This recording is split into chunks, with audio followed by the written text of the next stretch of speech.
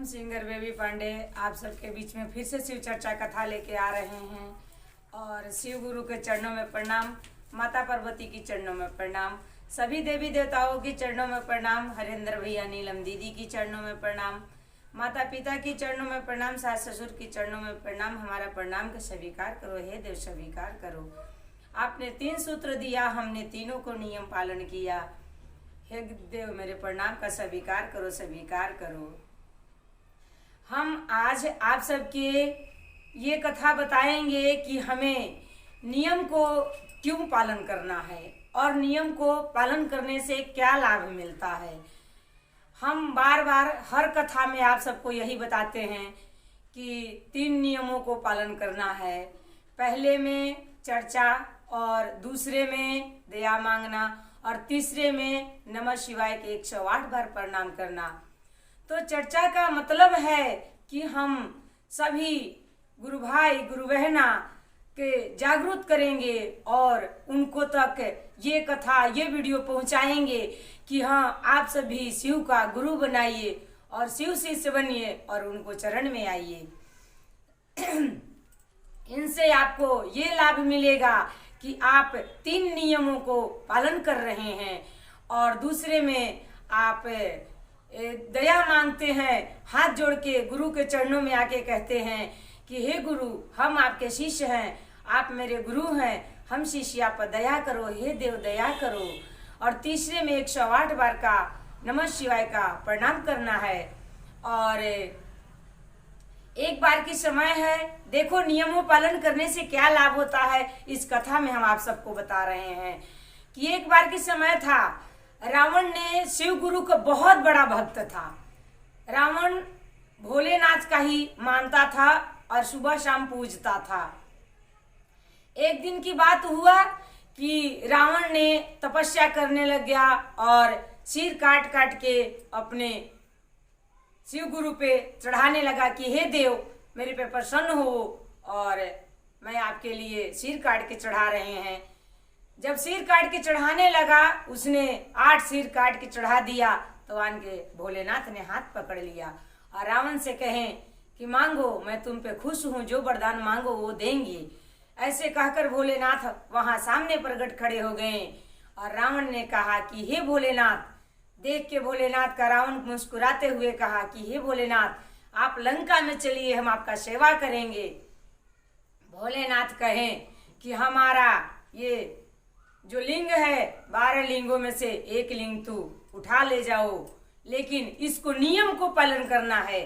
नियम पालन करने से ही लाभ मिलेगा, इसको नियम को पालन करना है। एक नियम भोलेनाथ बताए कि अगर लंका पहुंचने से पहले कहीं भी ये ज्योतिर्लिंग तुमने रख दिया तो वहां से लिंग उठेगा नहीं। रावण बोला मुझे मंजूर है, ऐसे कहकर और भोलेनाथ ने लिंग बता दिया। लेकिन रावण वो लिंग मांग लिया जिस लिंग को गौरा पार्वती ने पूजन किया करती थी। इस बात से गौरा पार्वती को बहुत दुख हुआ और गौरा पार्वती ने सोचने लग गई कि रावण का मैं कैसे ये लिंग ले जाने से रोकूं। और वो सोचे, तुरंत ही गंगा माँ को पुकार किए और गंगा माँ के पुकार करके और रावण को कहने लगे कि हे रावण, बिना आचमन किए मेरे लिंग शिव गुरु को नहीं उठा सकता है। रावण ने जैसे ही अर्चन करने लगा, रावण के साथ छल हुआ और गौरा पार्वती ने उनको जो अर्चन के द्वारा गंगा माँ को उदर में वास कर दिए और गंगा माँ वहीं निवास करने लग गई। और जैसे ही रावण खुश होके ज्योतिर्लिंग उठाया और उठाकर उड़ने लगा और खुशी का उसका ठिकाना नहीं रहा। देवताओं में त्राही मच गया कि भोलेनाथ लंका चल दिए। लेकिन ये नहीं जानते हैं कि शिव गुरु ने कोई नियम उनको दिए थे, जिन नियम को वो पालन नहीं कर पाए।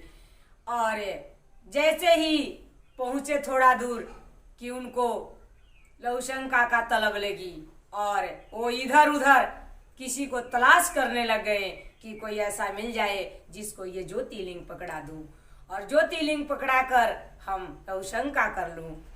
ऐसे सोचकर रावण ने देखा इधर उधर, देखते देखते कोई नहीं दिखाई दिया।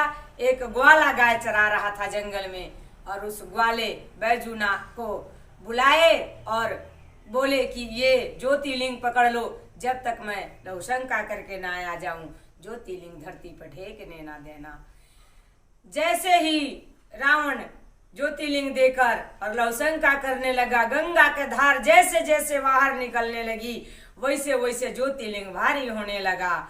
आखिरकार बैजू वही किया जो ना करना था। बैजू ने वही ज्योतिर्लिंग को धरती पे स्थापित कर दिया और भोलेनाथ वहीं स्थापित हो गए। जब भोलेनाथ वहीं स्थापित हो गए, जब रावण का लवशंका हो गया आया, फिर उनको पार्वती का बात याद आ गया कि बिना आर्चवन किए भोलेनाथ को लिंग ज्योति मत उठाना। उसने मुक्के मारा और गंगा उत्पन्न कर दिया। गंगा उत्पन्न करके और अपने शरीर को शुद्ध किया, आर्चवन किया और इधर उधर देखने लगा। ग्वाला दिखाई नहीं दिया और ज्योतिर्लिंग धरती पे दिखाई दिया। रावण तो क्रोध में आ गया, बहुत हिलाया, बहुत डलाया, लेकिन भोलेनाथ हिले नहीं। और जब रावण काफी कोशिश करने लगा तो भोलेनाथ प्रकट हो गए और कहे कि हम नियम तुम्हें बताए थे कि इस धरती पे फेंकने ना देना ज्योतिर्लिंग, नहीं तो हिलेगा नहीं। और वही हुआ। ये धरती से अब चाहे जितना जोर लगा लो, ये हिलेंगे नहीं, ऐसे कह दिए। और वहां से बेचारा रावण चला गया। और एक दिन की बात है कि वो गाय चराने रोज ग्वाला आया करता था और जो रोज ज्योतिर्लिंगों को देखता था, लेकिन वो नियम एक बना लिया।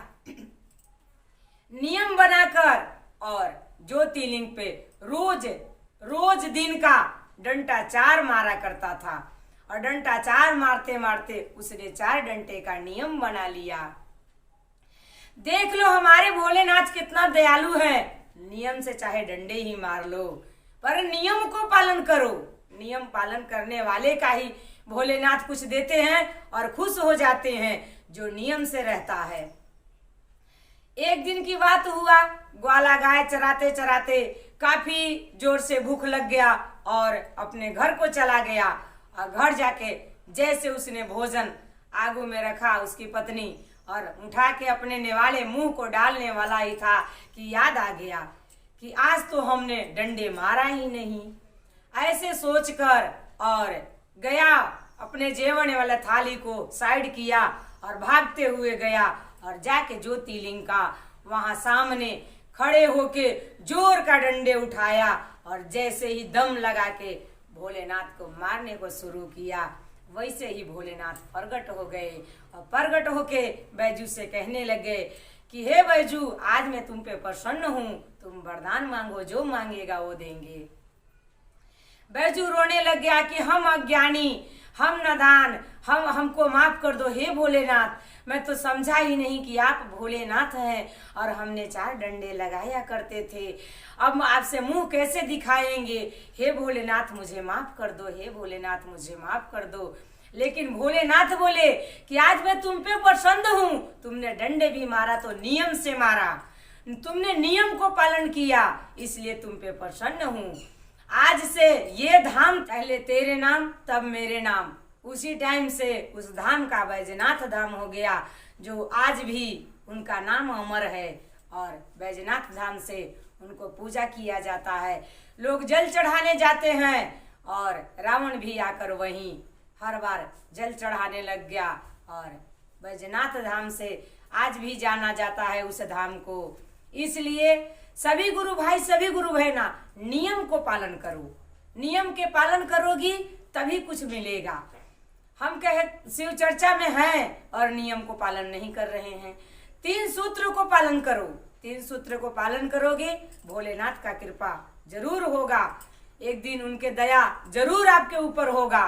और जो शिव शिष्य अभी तक नहीं बने होंगे, उन गुरु भाई, उन गुरु बहना जरूर शिव शिष्य बने और इस कथा सुने और वीडियो का लाइक शेयर करें। और किसी भी गुरु भाई कहीं भी मिले उनको बताए कि शिव शिष्य बनिए। अगर अभी तक ना बने हैं तो शिव गुरु के शिष्य जरूर बनिए और उनको अपना गुरु जरूर बनाइए और उनके चरण में आइए। और आप सब एक नियम जरूर याद रखना कि कहीं भी जाओ तो चर्चा करना ना भूलना। भोलेनाथ की चर्चा हर जगह करो और यह कथा वीडियो शेयर करो और आप सब भी सुनो। और जो अभी तक शिव शिष्य ना बना हो वो जरूर शिव शिष्य बनो। और हम भी आप सबके बीच में इसीलिए कथा बताते हैं कि आप सब कथा सुनो और हमारा शिव गुरु का चर्चा होता रहेगा। आप सब हमारे कथा सुनते रहिए और कथा से जुड़े रहिए और आगे आप सबके लिए और भी कथा लेके आएंगे। और चलते चलते नमस्कार प्रणाम करते हैं और आप सब इस वीडियो देखिए, लाइक कमेंट शेयर करना ना भूलें और जो भी गलतियां हुआ हो उसको क्षमा करें। हर हर महादेव।